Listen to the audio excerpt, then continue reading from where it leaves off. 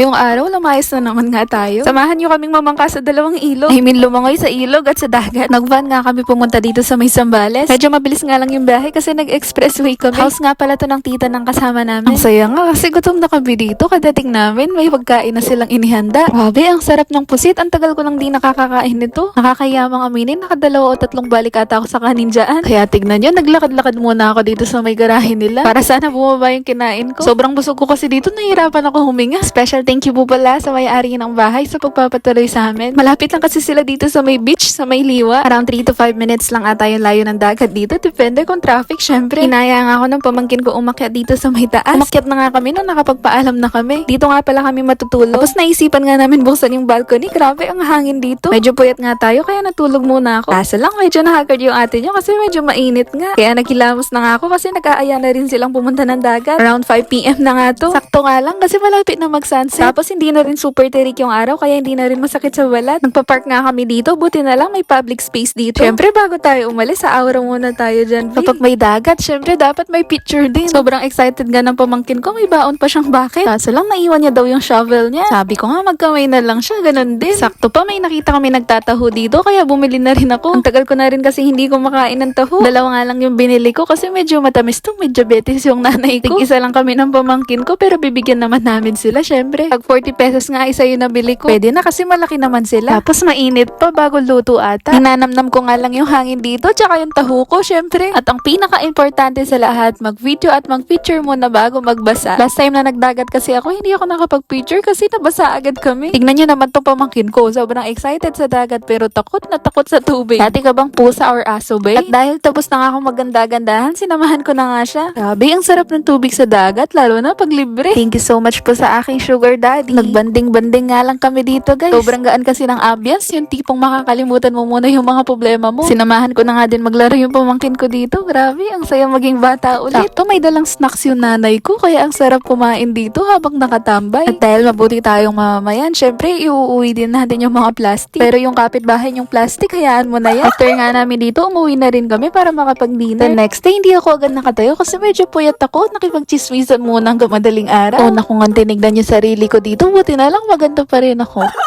Grabe, ang laki ng space ng bahay nila. Malamansyon ang atake. Nagligpit na nga muna ako dito kasi bababa na rin ako. And for the last time, tinignan ko muna yung view dito kasi sobrang fresco pa din kahit mainit. Kaya bumaba na nga talaga ako dito kasi medyo nagugutom na ako. Yung hagdan nga nila is spiral. Ganito yung mga gusto kong itry na hagdan nung bata ako. Fast forward, nakaligo na nga ako dito. Sinampay ko muna nga kasi nabasa to kahapon. Ready na nga kami dito kasi mamaya alis na kami. Kaso humirit muna yung naday ko. Magko-concert muna daw siya.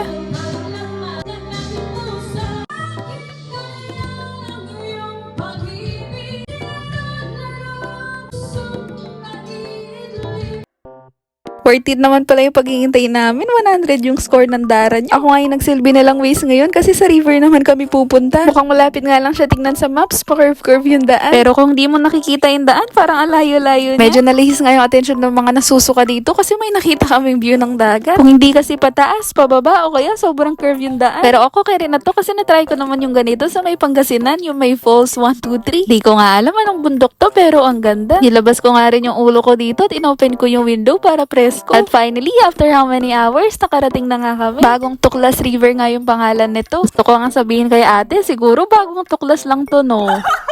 Pero kidding aside, after namin magbayad, nagbihis na nga kami dito. Kasi pagdating mo doon, river na talaga siya at mga cottage lang, walang CR. Akala ko malayo siya kasi hindi mo tanaw dito, pero sakto lang naman, nasa 3 to 5 minutes walk lang ata. Kaya pala pumunta kami dito kasi sobrang ganda niya sa picture at sa video. Sobrang linaw ng tubig, tsaka Instagrammable talaga. Kaya habang naglalakad kami, sobrang excited namin kasi nga sabi nila maganda daw dito. Nakakalati na nga namin yung daan, buti na lang hindi sobrang init. Pero nag-sunscreen pa rin ako para sure. Though feeling ko uulan kasi medyo makulimlim. Tatlo nga daw pala yung pwedeng punahan dito pero nag-decide kami sa may mababaw na lang kasi may kasama kaming bata. Yung unang binigay na peso ni ate dito, hindi namin masyado nagustuhan kasi medyo mataas. Medyo madulas at matirik kasi yung part na yun, medyo delikado rin. Lalo na hindi kami sanay sa mga ganito. Kung nakikita nyo, naglalakad na naman nga kami. Bumalik nga kami kasi kailangan namin kausapin si ate. May nakita kasi kaming magandang peso na medyo malapit lang sa tubig. So yung unang dinig ko sa sinabi niya, bawal na daw i-refund. Kasi iba-iba daw yung may-ari ng mga kubo. Kaya nakipag-deal na lang ako, nabibigyan ko na lang siya ng 100 pesos. Kasi 500 500 yung binayad namin dun. Sabi niya kasi kailangan magbayad ng bago kung lilipat. Tapos may nakausap kaming lalaki, asawa daw siya ng may-ari ng kubong nilipatan namin. Noong una siya yung nagsabi sa amin na iba-iba daw yung may-ari, kaya need ng ibang bayad kung gusto lumipat. Pero late na rin kasi kami dumating dito, di rin kami magtatagal. Kaya si kuya mismo yung nag-offer na 400 na lang. Kasi 1 to 2 hours lang ata kami dito. And sadly, hindi siya kagaya sa picture. Hindi ko alam kung dahil hindi ito yung part na nakita ko sa picture. Pero pinuntahan na mga kasama ko yung magandang part, di na ako sumama kasi may binabantayan akong bata. Ang sabi nga nila, hindi na siya kagaya sa may picture or video kasi mas maganda daw siya dati. Di ko alam kung baka dahil umulan lang kaya hindi masyadong mainit at clear yung tubig. Pero in-enjoy na lang namin. Sakto umulan, pauwi na rin kami mamaya. After how many hours ng biyahe, nakarating na nga kami sa Pampanga. Ngain sana kami sa may Makimura sa may Balibago. Kaso sobrang lakas ng ulan, hindi pwede dun kasi open space kaya dito na lang. Medyo matagal nga lang yung waiting time kasi Father's Day pala, ang daming tao. Gusto ko na nga magwala, nag-iiba pa naman yung ugali ko pag gutom.